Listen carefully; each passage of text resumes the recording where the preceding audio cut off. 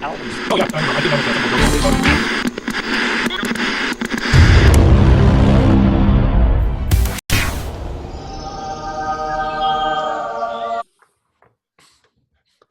The kids are telling me I'm not allowed to dab anymore. So whenever I sneeze, I go.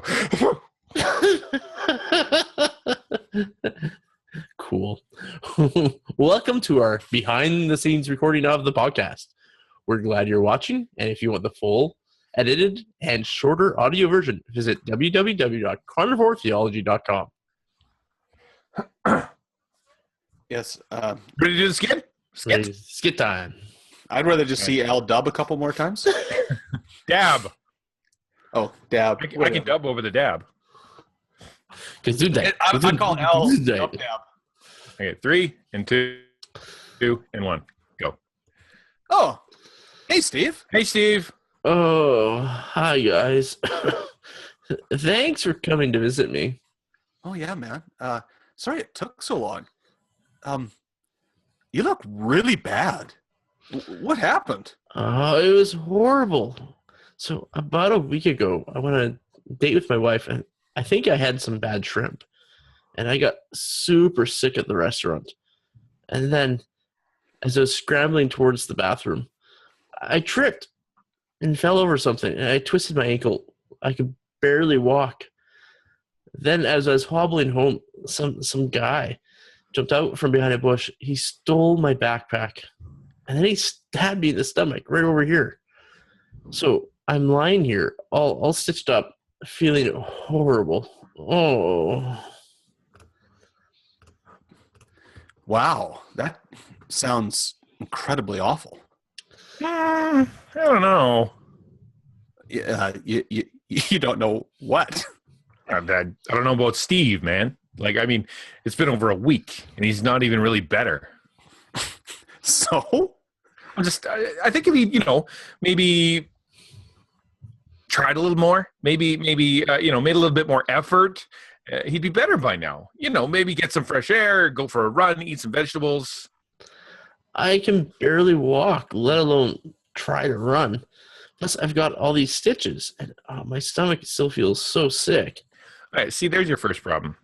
I don't really believe in food poisoning. It's not in the Bible. It's not something it's just something the doctors concocted and Big Pharma came up with to sell people more drugs. Like, have you even tried not having food poisoning? What? Yeah, I mean, that you say you feel like this, but really it's all in your head. If you just changed your thinking, you'd feel all better.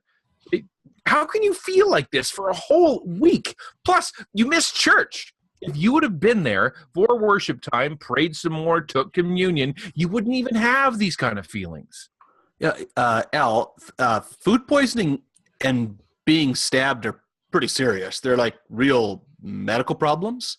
He needs bandages and stitches and antibiotics and definitely bed rest to get better. Did you say antibiotics? Steve, you're not taking antibiotics, are you? Yeah? I can't believe a self-professing Christian would take some kind of pill so that he could make himself feel normal. Have you not read about the dangers of antibiotics, how they're so overpriced? I mean, how can you take something that is going to change who you really are on the inside? Now, okay, look, Steve, lift your shirt. Lift your shirt. I want to see the stitches. Okay, do you see that, Chad? He's bleeding. He's bleeding. It's like he's not even trying to get better. I mean, have you even tried not bleeding? Maybe you should just be out there serving people, helping others, being like a real Christian, instead of lying there making yourself bleed and taking a bunch of pills so you can feel better. Did Job or Paul or Jesus take antibiotics? No. Did they use tensor bandages? No. Did they get stitches? No. You need more faith. No, listen, I'm not done.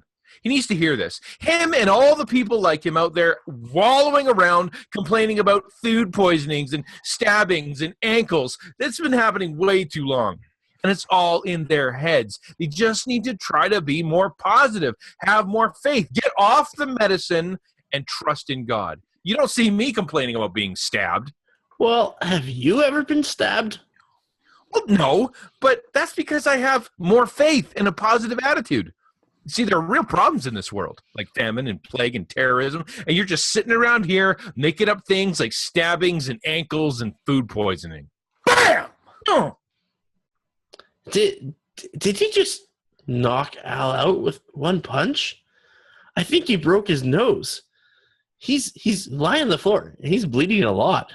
Yeah, Steve, but you know what? It's okay. Why? Well, because he doesn't believe in broken noses or bleeding. So I guess it didn't happen. You're a good friend. I like that. See, that's a mean skit. So you better do our intro so that people know what we're talking about. Because I'm going to get letters and emails and Facebook posts if we don't explain what I just did there. Wait, that was a skit? I thought that was You mean more hate mail towards Al? Al, that just came all too naturally to you. Well, welcome to Carnivore Theology, a podcast that covers hot topics, current events, and answers your questions to help you grow from milk to meat into wise, skilled, world-changing followers of Jesus Christ. Here's Dr. Chad Graham, Pastor Al Deschanel, and me, your host, Steve Bastion. Today, we are talking about depression. Yeah. So depression. Yeah, it's a huge topic. Real personal, actual views just a little bit earlier. Now I have to do what the Bible says because otherwise I get in trouble with my church. I try to push all that other stuff way down so I don't lose my job. If you have concerns with anything that Al said, please send your email to Al at carnivoretheology.com. Do we have emails? No. Oh, Steve does. Carnivoretheology@gmail.com has one. Yeah, send your complaints to carnivoretheology@gmail.com, and in the header write I hate Al. We'll know exactly where to send it.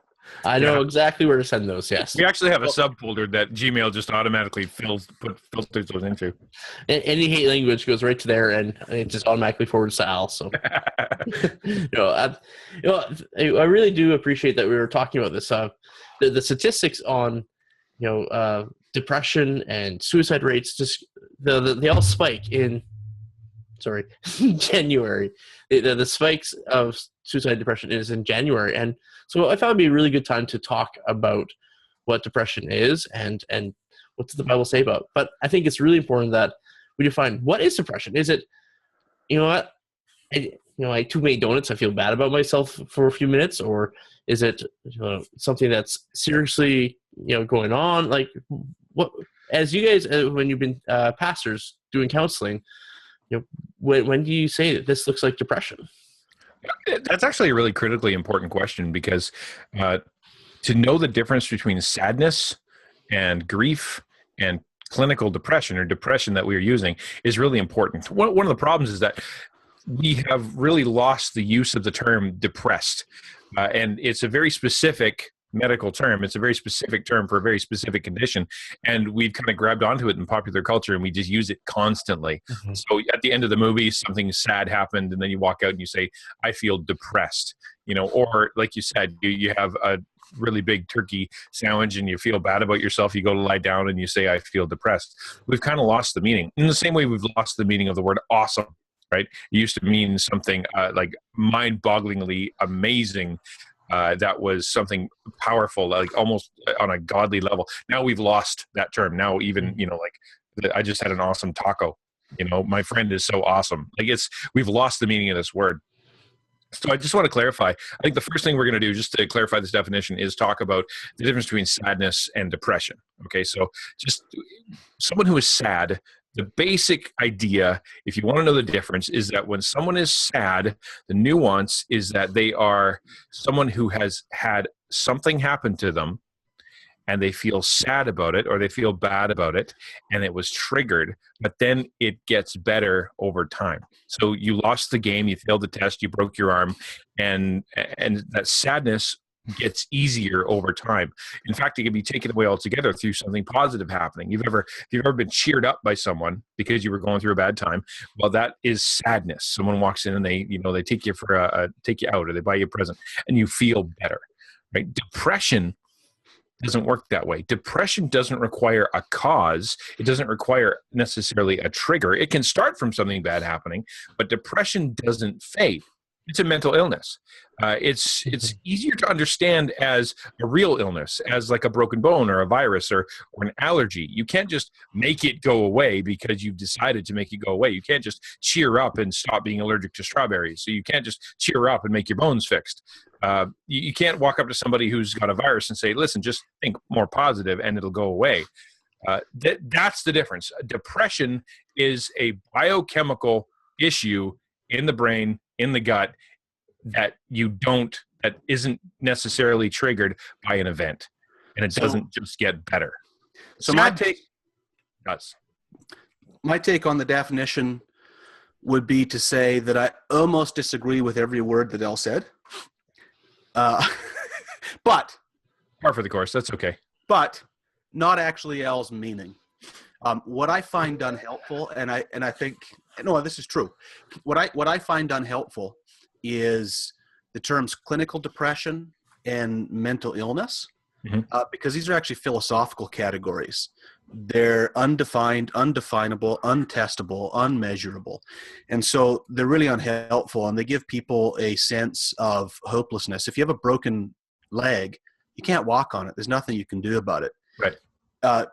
Depression can have physical issues. You can be physically ill, which leads to what we describe as depression, which leads to things like a dark and oppressive mood, which leads possibly to thoughts of death and suicide, which leads to fatigue and loss of energy and all kinds of things that are happening. These can be caused by physical symptoms in the body, or they can be caused by spiritual symptoms in the body. And so I like to use the terms spiritual depression and physical depression. And this is where I agree with Elle. In both of those cases, we're not talking about an airy-fairy thing where someone's like, I feel kind of sad, and so I should just cheer up, because that's not the way it's going to work. Or legitimately sad, like someone died and you feel sad and you will eventually feel better. Sorry, I was speaking on the other side of the category. I get you. Okay, yeah. Okay, keep going. But so we may be spiritually depressed, or we may be physically depressed. And in either case, it's not something, as Elle correctly said, that you can just sort of step out of. You don't just get cheered up, as it were. You're in a very deadening place. I prefer to say it that way, because I think if we go the other way, it leaves somebody in a fairly hopeless position. There are, as I said, if there's a physical cause of depression, there are physical medical remedies which we can pursue. And if there's a spiritual cause, there are spiritual remedies we can pursue. And very often, in my experience, they're mixed. People have both things. Sometimes an injury, sometimes something else has led to the initial stages of falling into a state of physical depression, but it's complicated by spiritual issues. So I think that's how I would define it a little differently. Let me clarify just quickly. I don't want to get stuck on this, but there's kind of two ways you can think about depression when it comes to true depression. And that is things that happen on the inside of you and things that happen to you. Right. So there's a depression that happens inside of you, and that is that has to do with what's happening in your body, and it physically manifests deep, dark, that night of the soul. And that happens. There's major depression, chronic depression, there's persistent depression, bipolar, postpartum, premenstrual syndrome, hormone changes in men. All these things happen regardless of circumstances on the outside, and it can throw you into a depression that actually you can't just climb out of, you can't just get better from. You could have the best week ever, sunshine, perfect diet, everything would be great, and you would still feel terrible because the chemicals in your brain and your body are working against you. The other side of that is things that happen to you. Regardless of how good you want to feel, something happens to you, and it can actually spin you into a depression, right? Say you get abused, or you get hurt, or you something breaks, or inside of you. Or, for example, another one would be seasonal affective disorder. The fact that the environment around you is now dark and cold, and you're not getting as much vitamin D, you're not getting as much positive stimulus from the environment. I believe that's called Vancouver syndrome. Well, that's it, right? And I don't know. Yeah. It looks pretty nice outside there right now.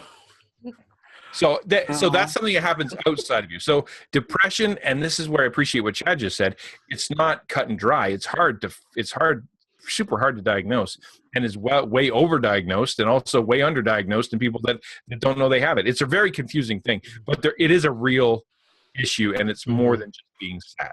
Right. Yeah, I really appreciate those guys. Yeah, depression is a wide range of causes.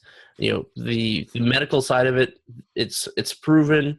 I've seen people even have their oils in their fingers change dramatically when they're prolonged depression. From a musician I knew that could only play their instrument once before the strings were better than anything I've ever seen. These body chemicals were so different. And that he went through a year of that, and then as things turn around, all of a sudden his strings would last 2 days, 3 days, until it would last a couple of weeks again. So one of the great questions that we often need to raise with those kind of things, and we generally won't have the competence to work through all the technicalities of the issue. But there are so many issues within the medical science side that I think that we ought to be careful of. On common logic principles. So again, that's where I made the point before. I very much believe there is physical causes of depression, hormones, injuries, all these different things we've talked about. But we've got to be careful in the sense of things like that. There's often the suggestion that depression is caused by a chemical imbalance in the brain. I personally read studies on those. As of yet, nobody has come up with a definitive study. What we measure is changes in chemicals and hormones in the body. They talk about being unbalanced, right? Unbalanced hormones and chemicals. Which caused that? Was it the depression that caused the change in the chemicals and hormones, or the chemicals and the hormones? We're not going to be able to get into those kinds of Chicken and egg. That's where we're going to send people to go and see their physician. Yeah, so go see your doctor. Exactly. I would want to make a slight shift for us to get into, okay, let's have the discussion now. Yeah. We're going to, if we have someone a friend comes to us, or in a pastoral situation, someone comes to us and they're really struggling. They can't follow the Lord. They can't live their life in their families. They feel emotionally dead, discouraged, all these things that we've talked about. What do we do with them? And the first thing I'm going to say is, well, we're going to get into what does the Bible have to say about depression, but that's what I just want to transition to is, first thing I want to say is, tell that person, go see your doctor. Yep. And then go see your pastor or whatever. Go to both and let's start working on this, but don't just assume, oh, the doctor will fix it, end of story. Or if they just, what was Al's words in the skit? If they just prayed more or something, it would go away. Prayed more, get out there and serve. It's not going to be either way. So just to transition this a little bit, I'm going to step personally, if you guys keep talking about it, it's fine. I'm going to step away from the medical side now and just focus on the spiritual aspect. Well, that's what I want to ask next is what the good book, the Bible, not the DSM, the Bible of mental health, but the good book, the Holy Bible. What is it now? DSM 75,000? Is that what do we mean? Yeah, every 5 minutes they have to update it now. What does the Bible say about depression? What nuggets that can you guys pull from the Bible to help us in this situation? I got some stuff unless Chad wants to go first. You know what, Chad, you want to go first? Either way. All right. I'll give you one little story and then transition it to you. Yeah, go for it, man. I'll go right to the beginning of the Bible. We're created in God's image, and that has reflection for who we are in our nature and as human beings. And we're created to have a particular relationship to God. And the first person that we see have a disjunctive relationship with God is the first person that we see, or at least potentially the first person we see that has what we might describe as depression. And that comes from the story of Cain, which our listeners are probably largely familiar with. I don't know if you ever paid a lot of attention as you've read through the account, and I won't go through it in detail, but the basics of the story is that Cain and Abel both bring an offering to God, which is intended to reconcile their relationship to him or to maintain their relationship with him. And Cain brings the wrong sort of offering or does it in the wrong sort of way. There's debate between the scholars. God doesn't accept his offering, however. They are not united. They're still disconnected. There's still a separation between them. And Cain's response is very interesting. Our English translations say something like he was very angry and his face fell, or his countenance fell. I just want to deal with both phrases. The phrase he was very angry is a debated phrase. Some translators and commentators insist that we should probably use this for despondency. It's an idiom in Hebrew that's difficult to bring into English. It certainly can mean anger, and anger actually is usually listed in the literature as part of depression, so that's possible. But I think in this circumstance, the best way to understand it is a kind of despondency anger, a kind of deep-seated frustration. And then it says his face or his countenance fell, and that's very distinctly that his his emotion. It was drained out of him. He had that sort of glassy-eyed kind of idea. That's the idea given behind the idea of his face fell. And God came to him. And God said to him in this scenario, this is a spiritual depression issue, God came to him and said to him, hey, if you do well, will not your face be lifted up? Will your heart not joy? That's the idea there. Will you not come back to me and therefore find a solution for this problem? But we know what Cain did. Cain went out and killed his brother. He attempted to take the deadness that was inside of him and solve it by his own actions.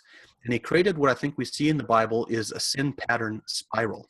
We have something that happens to us that separates us from God, and it makes us feel not good.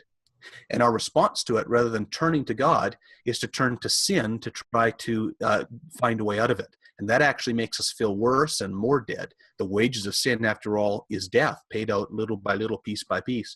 And we become more deadened, and then we respond again. And we become more deadened, and then pretty soon we can't see ourselves out of the pit. We're in a cave that's dark, and we don't see the light at the top anymore. So I think right from the very beginning of the Bible, we see that depression is something rooted in our very nature as human beings, and rooted very much in our broken relationship with God, which means we should expect it to be pretty prevalent in the world today.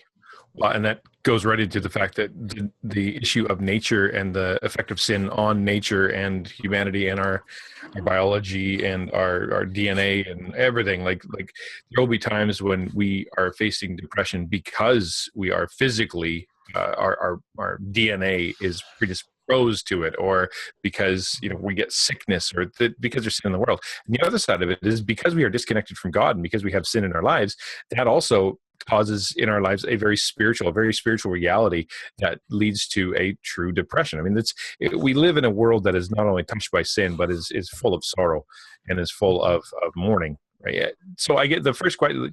Chad asked the question, what should we do when we face this person? Number one, after you've said you should maybe talk to your doctor, talk to your pastor, is to acknowledge the fact that this isn't something that they chose. This isn't their fault. This isn't something that they've decided that they're going to do now. I'm just going to wallow and be sad. I'm just going to sit in my bed all the time. They don't want that. So for you to come in there and to try to be their ray of sunshine that tries to get them out of bed and all the rest of that stuff, that doesn't help. You know what I mean? That's why when we talked about in the skit, that's why I was the bad guy in the skit. I was the guy that was coming in and going, okay, listen, just get out of bed. And what's wrong with you, right? That's why we're talking about bleeding. Nobody would argue with bleeding and being stabbed. But once again, just remind you, that was Al's actual personal belief. And if you have any complaints about it, you can email Carnivore Theology. It was easier to write than I wanted it to be. But at the same time, then when you look at for example, you open up the scriptures and you go looking for depression in the scriptures, it is really all over the place. Chad talked about Cain, but think of Job. Job was, without question, obviously Job is a very good example. Was he depressed or was he afflicted? Well, I think, yeah.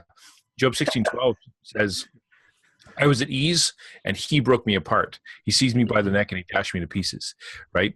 This is him looking up to God and just saying, God came to me and he just took my world apart. And sometimes that happens to people. Sometimes it happens to people who are going along just fine. Good people. Okay. And they're good people and they love Jesus and they're serving the church and they just get hammered. And God just chooses at some point to bring upon them the blessing of depression, so that he can teach them something, and or for that matter, they are touched by. Did you just say the blessing of depression? I heard that too. I know. was thinking. If you have problems with this phrase, please email. No. If you have problems with this phrase, go to my website and look at the last 3 sermons I did on depression, and hopefully I'll riddle that out. I can't get into that right now. I can guess what you're saying, but just a one-line explanation to what you mean by that. Okay, about the blessing of depression is that we can see throughout the scriptures how God uses negative times, sickness, death, to draw people to him and bring him glory. For example, the easiest example is Jesus was walking through a town one day, and him and his disciples came upon a man who was born blind. His disciples come to him and say, okay, Rabbi, who sinned, this man or his parents, that he would be born blind? Because that's how everybody thought back then. Obviously, this guy is being punished by God, or his parents are being punished by God. And Jesus looked at them and he said, listen, it wasn't that this man sinned or his parents, but that the works of God might be displayed in him. The whole point behind Jesus' words were the fact that his physical handicap, what's happening to him, was God's decision to make him blind, not because of his sin, not because of a parent's sin, but because something unique and special needed to happen in his life. A special plan was going to happen in his life that required him to have a certain kind of weakness, right? Another example, a synagogue leader's little girl. She had to die. Jesus' good friend Lazarus, he had to die. Mary and Martha had to go through deep mourning so that Jesus could show he had the power to raise the dead. The Apostle Paul, he had a thorn in his flesh. He had something wrong with him that caused him great distress and great pain. And he begged God to get rid of it. It was something that impeded his ministry, something that frustrated him, something that he wanted gone. And God said, no, you need this pain. You need this frustration. It is a blessing to you. Your revelations that I'm giving to you are so great. If I didn't do this for you, you would be a spiritual mess. Your pride would overwhelm you. And therefore, Paul says, I'm going to boast all the more gladly of my weaknesses so that the power of Christ may rest upon me. That's what I talk about when I say the blessing of depression. It's not that we like it. It is that God promises to use it. And sometimes God does it very purposefully. Well, he always does it very purposefully. But there are times where God really chooses to bless someone with depression because he has a special plan for them. It's really hard to wrap around. So yeah, it's a big, huge concept. You know, what's interesting when you bring that up, it's even the Jeremiah passage everyone loves. I know the plans I have for you, says the Lord, plans to prosper you, not to harm you. Well, they're going into exile. They're going into a generation of suffering. But God's saying that through this suffering, don't think this suffering is the end. No. I have a plan in it. I think we can give people comfort. Well, think about it this way. Like, would we have Psalm 23 if David hadn't gone through the valley of the shadow of death, right? Would we even know about the Passover if Israel hadn't spent 400 years in captivity? You know, would we have the example of Job or Noah or Abraham or Sarah or Isaac or, you know, pick anybody in the hall of faith who faced all these terrible hurts and pain, but are there to be our example, and that we have these amazing heroes of the faith, but they all had to go through horrible stuff. I really, that's great, guys. Even listen to our prosperity gospel episode where we talked about some of the trials that some of us went through and how we now see it was a blessing. And, Well, it kills me. It just kills me. The prosperity gospel just makes me so mad, and I'm not going to go against it here. But man, oh man, like some of the greatest. Al said he's not going to go against the prosperity gospel. Okay, moving on. Right now, I won't do it right now. I want to. But like some of the greatest figures of the 20th century, or of all, really, some of our greatest heroes, they faced depression. Right? C.S. Lewis, Martin Luther, Charles Spurgeon, Winston Churchill, Abraham Lincoln, John Bunyan. These are guys who faced deep, dark depressions. Charles Spurgeon, there were times he couldn't get out of bed. One of the most terrible stories about Charles Spurgeon, and he was mightily used of God. He planted churches and helped so many children and seminaries. I mean, he was mightily used of God. And there was a time in his life where he was so depressed that he couldn't look at a Bible. That when he looked at his Bible, it threw him into such a depressive fit, into such not just frustration, but such deep pain that he actually feared looking at it.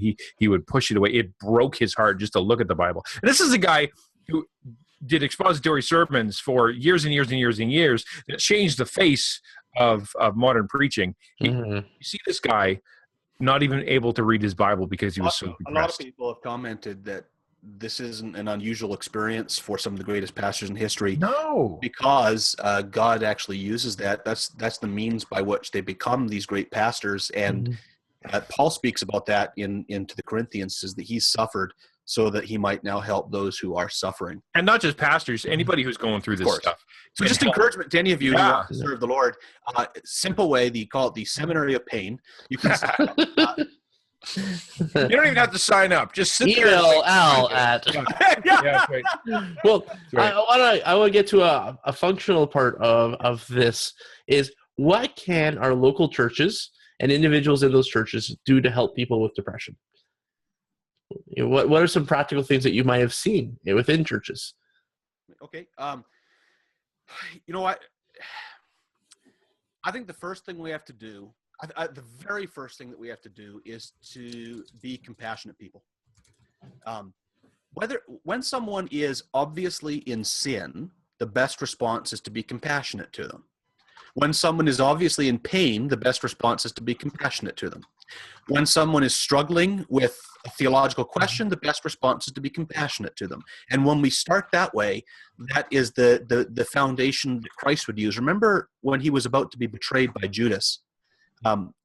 He's leading up to the final thing, and Jesus gets down and he washes the disciples' feet, and he makes the point that he's there to serve them. And he's just days away from his crucifixion and his betrayal, and not one of those guys will stand by him. And yet here he is serving them. And so he's showing this compassion to a bunch of sinners and failures and one traitor. And so I think that's the thing that I think churches need to remember to start with. And then just ask two simple questions. If the question can be answered in the positive to, does the Bible command or prohibit this behavior? Then whether or not there's a physical component, this is a spiritual issue. That is, I might be angry because of pain in my body, but the Bible says, don't be angry. So I can still deal with my anger in the midst of my pain. Clarify, it doesn't say don't be angry. It says in your anger, do not sin. Yeah, fair enough. And that's exactly the point that I'm making, is that you have this response, and then what do you do with it? Yeah. So you have a tendency in depression to be despondent, to be faithless, to be hopeless. Mm-hmm. These are spiritual things, and we can address them spiritually. And it may be the physical causes that are related to that are still there, but there are people that I know who have been long-term struggling with depression, who can still experience in that time joy in the Lord and hope in the Lord, even though they don't have a sort of blissful, happy, get up and go sort of sensation to them. And that's question number one. Question number one, does the Bible command or prohibit this behavior? If it does, we can deal with that aspect spiritually. Again, we'll still encourage them to see your doctor, so forth. The second question to ask is, or is this behavior or symptom or whatever better described as a strength or weakness? If it's described as a strength or weakness, then really we don't have much of anything to do except for to comfort the person, encourage them to see their doctor, and just continue in compassion. I think that's so simple. You don't need to know what's in the DSM-5 or whatever we're at. 5. Is it 5? Yeah. Have compassion and just ask, does the Bible prohibit or command this? And if not, is this better described as a strength or weakness? Okay, so let's do a quick case study of this, because I love what you just said. So you walk into someone's house and they have been feeling depressed, or you have a friend and they've been feeling depressed. They literally feeling depressed. So they're in bed, and they've been in bed for days. They do not come out, and they don't, and they're not happy. You invite them to go to a movie, they don't want to come. In fact, they are consistently tired. Now you go through the question. Okay, is this a biblical problem, or is this an issue of weakness? So you go with someone who's that fatigued and that tired. Well, that's not a biblical problem. They're not lazy. They are sick. Right now, let's go to another one. This person is depressed, and they have turned to alcohol, or they have turned to drugs, or they've turned to cutting, or they have decided they're going to run away from their family, or pick a dozen things. Now we come to this person. We ask the question: that is what they're doing right now.